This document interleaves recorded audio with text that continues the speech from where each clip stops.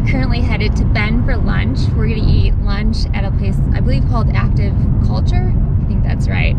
But very exciting. We are meeting Coach Laura, one of the higher running coaches there today. She lives in the area.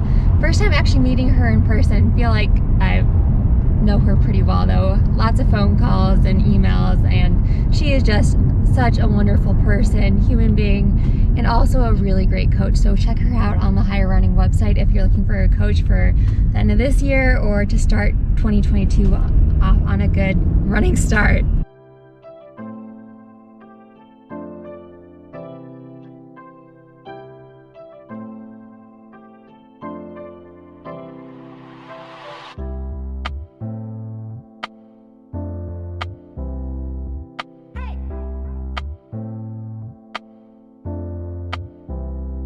Time to get those UTMB points and just finish off the season with a 50 miler.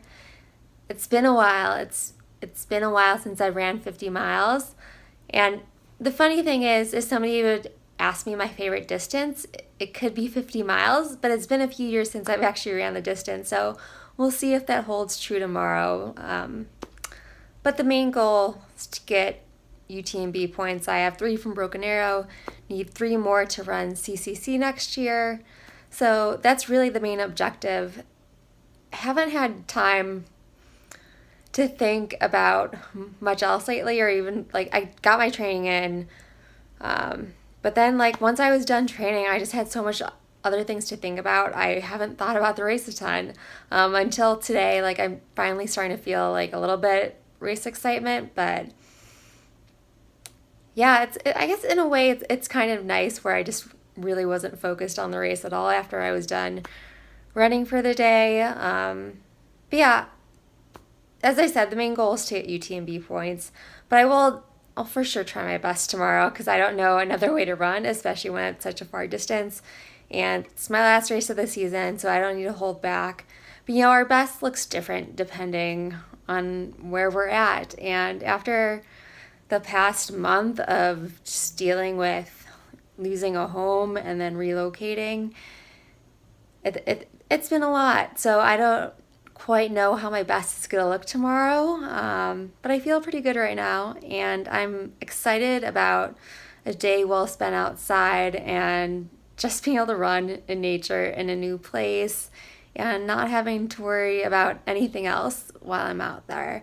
I always say to my athletes anyway, you know, all you can do is the best with the moment at hand, and that's something you can always choose to do. Always choose to do your best with the moment at hand. So that's really the main plan for tomorrow. I do really want to thank my sponsors for helping me get all my gear ready to run 50 miles after losing most of my gear that I would use to race an ultra. So please support my sponsors below. They're really such great people and companies. And what I mean by checking below, check the description below. I always list discounts from my sponsors there. And as I like to say, I really try to only pick the best sponsors and companies to work with, ones that I truly believe in. So if you like supporting good companies, I got you covered. And I of course have to thank Sage. He's crewing for me on his birthday weekend, and just excited to have him out here with me and supporting me. So thank you, Sage.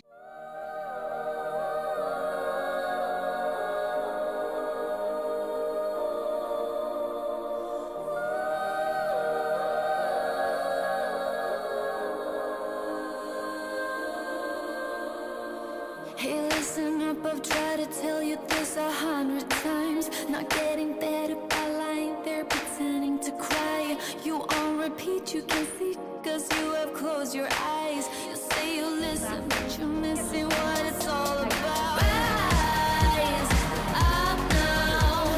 If you never fall, you don't change at all. Cry out now. Have you given up? I will never stop, yeah. I've tried to help you, but you keep reading between the lines. There's nothing there for you to come. Okay, course record? Yep. Yes! It rose like 15 miles. Yeah, 6:47.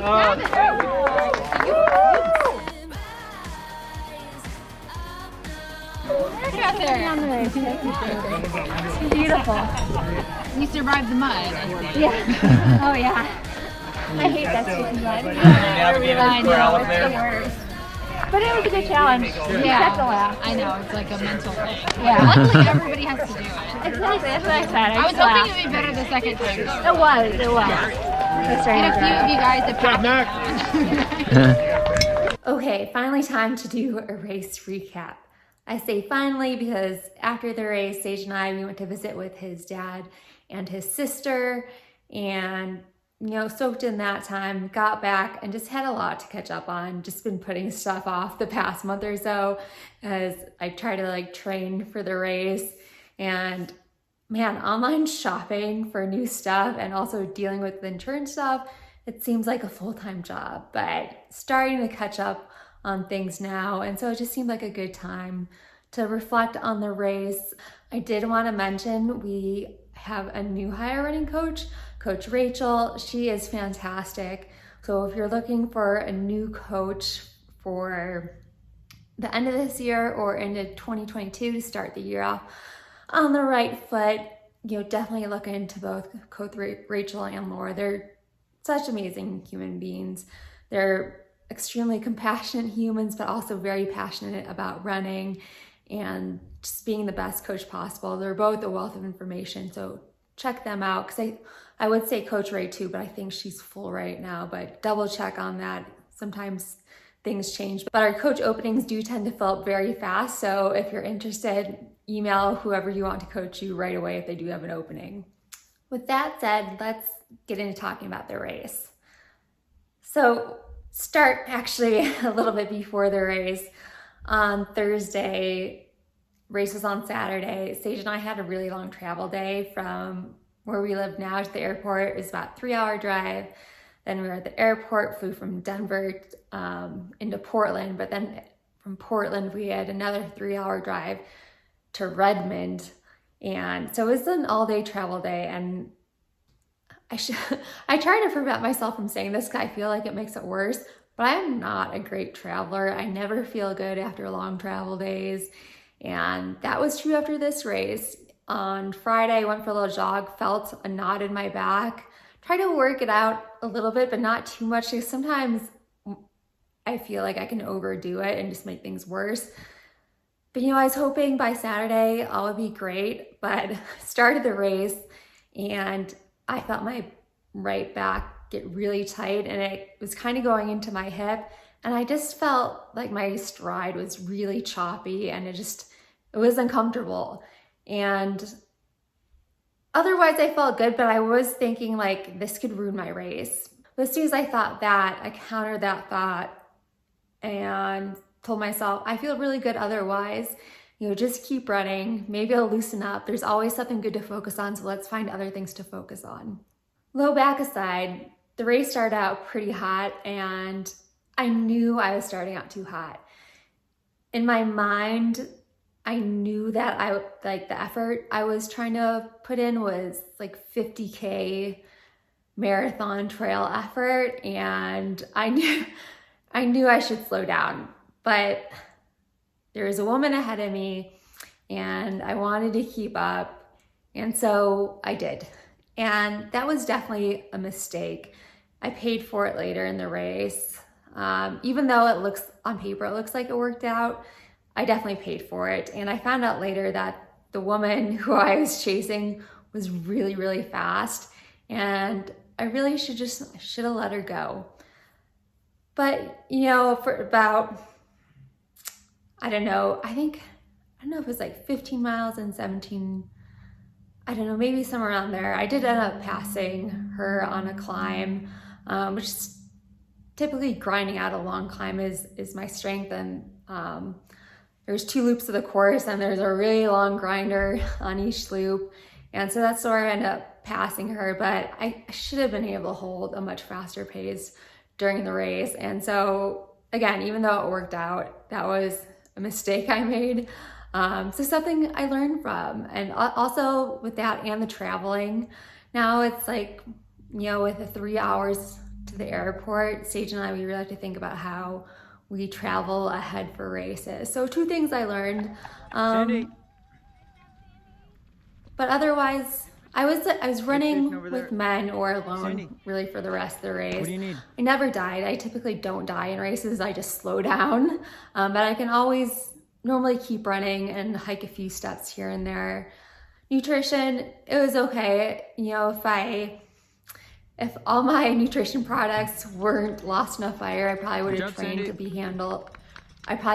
to handle more calories, closer to like 300 calories per hour during a race, but I just didn't feel like my stomach was quite ready for that. So it probably ended up being closer to 200 calories per hour. And my stomach was like, okay, this is good. And it was enough to like keep my energy okay. Just wasn't feeling fast. And I felt my low back the entire race, but I had to keep on, every time I felt it, that I used that as a cue to think of something positive.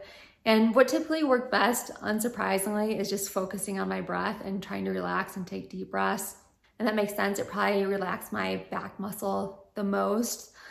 And yeah, that was, honestly, I don't really have much more to say about the race.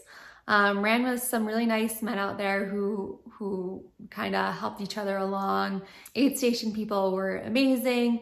The course was stunning. Highly suggest going to Smith Rock State Park if you're in, I guess it's Central Oregon. The rock formations and views of the mountains during the race were stunning. And I'm so glad I took some moments to check out the views.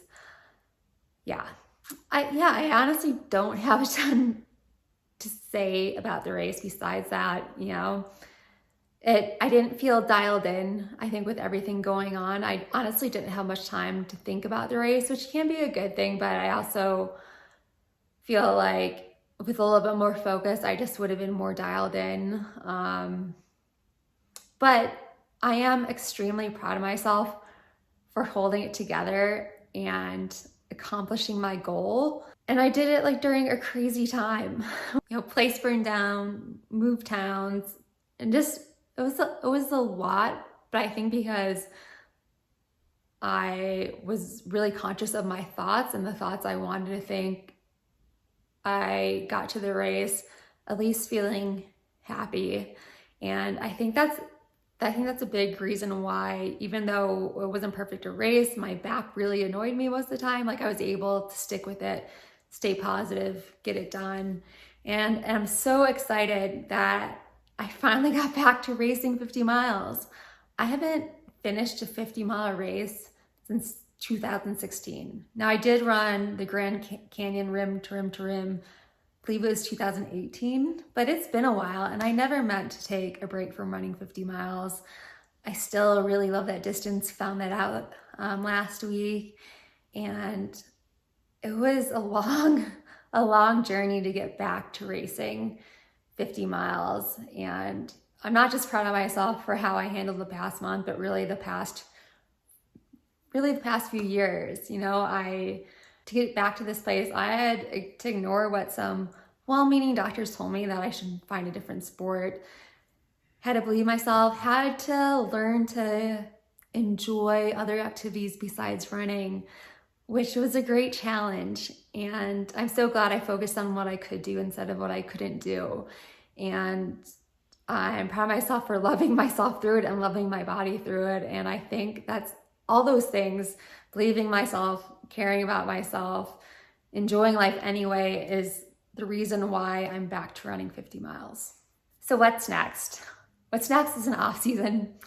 I haven't ran at all this week. I have done some mobility and technique drills the second half of the week. The first part of the week when I was still in Oregon, really just didn't do anything besides walk and stretch a little bit. And now just really felt motivated to move my body a little bit more, but also holding back. Like we got a weight set and I've been eyeballing that weight set all week, but I'm like, no, I'm not gonna lift weights for the entire week, just gonna do mostly body weight stuff, mobility, stretching. So I'll slowly add that back in. I just really want a full reset and let my body recover from the race.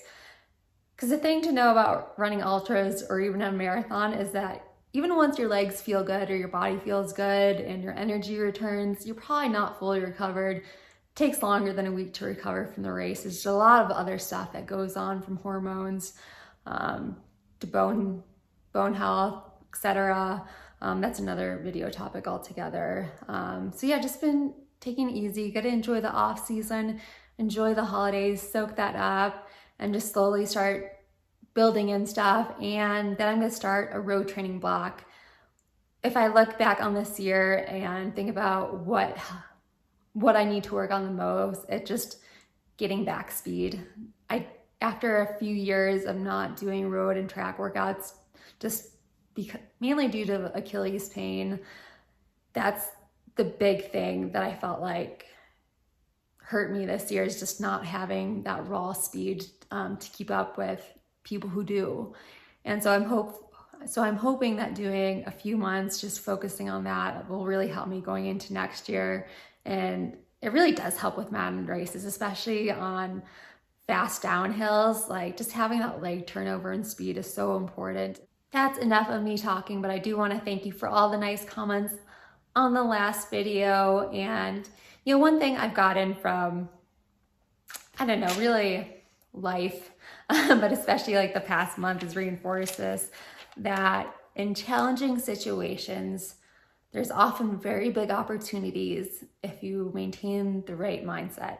That's something I've seen over and over again as a theme in my life. Whenever I hold a positive mindset and something just very challenging happens, it ends up working out very well for me. But if I don't stay positive, I can see now when I look back that I missed an opportunity. And so yeah, that's just my little end note takeaway. I'll stop there. Thank you so much for watching. Until next time, keep running wild.